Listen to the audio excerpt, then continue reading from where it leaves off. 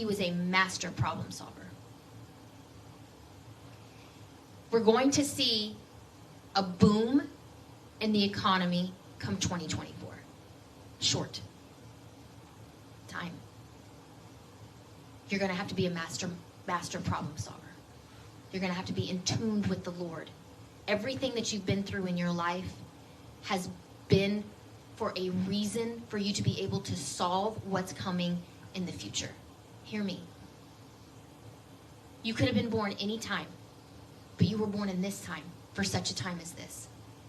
Things have been hard for people, I know, especially in the body of Christ. I know they have for me at times.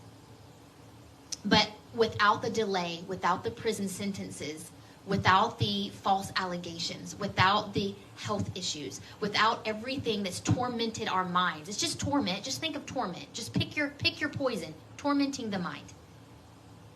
What's ahead is going to be a piece of cake for us because we've been through torment. We've problem solved through it. We've had him to go to, and he's told us how to go through it all. There's going to be a boom in the economy, and money is going to come into people's hands. It really is. It's going to rain on the just and unjust. It'll be a short season that's going to come into the hands of people via investments, via land, via inheritances. Maybe inheritances that was stolen from you from the enemy. It's coming. Because what's on the other end of 2024 is really dark for a season.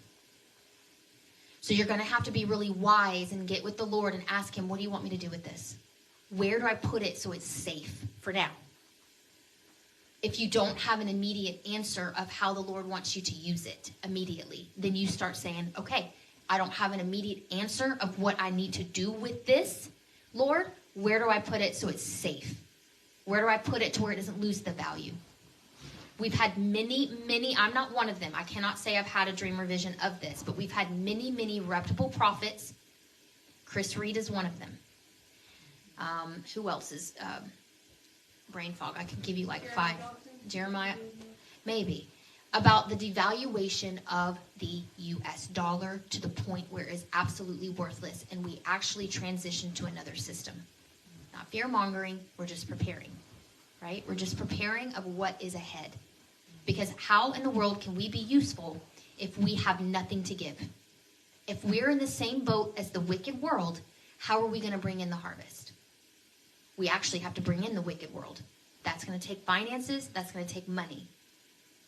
Babies are expensive, they're loud, and they're reckless. We need resources, patience. And we can't have patience if we're stressed out about our own finances. We'll be on edge. Everything will annoy us. And, you know, if you're on edge, you certainly can't deal with a baby Christian because they're very annoying. They can't help it. They just don't know anything, you know? Cryptos, investments, inheritances, land. All right? We'll start seeing interest rates begin to fall because we're going into an election year. So they're going to do everything that they can to make everything look wonderful. It's fake. It's not real. With them doing that, it's only going to create a huge economic balloon that is going to pop. With the lowering of the interest rates, the housing prices go even higher. They increased the interest rates. And guess what happened to housing? It stayed exactly the same. It's hyperinflated. You got a 2,500 square foot home selling for $700,000. What? So you lower interest rates, they go higher. Nobody can afford these things. Banks will probably continue to try to push this stuff through like they did in 2008. Then we got a big problem. If the bubble does pop, when it pops, I'm pretty sure it will, closer to 2025, we're probably going to start hearing conversations about quantitative easing again. It's not going to get any better. They're going to have to try to do something for the elections because they can't let that happen before the elections. Can't. Be wise. Everything that you hear on the news, just don't even turn it on. You get your advice from the Lord. You don't hear a lot of pastors talking about economic issues. I don't know why I talk about it all the time, but I think it's because the Lord is trying to get through to some people. There's many of them out there like me talking about these things. But I believe it's because if we're not ready economically like Joseph was, if Joseph was not economically ready for what was ahead, an entire nation would have died. 2 nations would have died.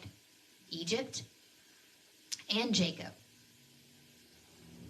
which is the entire nation of Israel. We have to be at the head and not the tail. Why is it that Christians are always behind the curve? Why? Why can't we be innovative? Why can't we know what's ahead first, economically, and get ready? Why is it that the wicked, why is it that the unbelievers have more wisdom economically than the church, who wants to constantly stay poor? Being humble is poor. No, it's not. Being humble is not poor. There is not a financial equal sign next to humble. That's not what it means. Being humble is a heart issue. We have to be ahead of these things.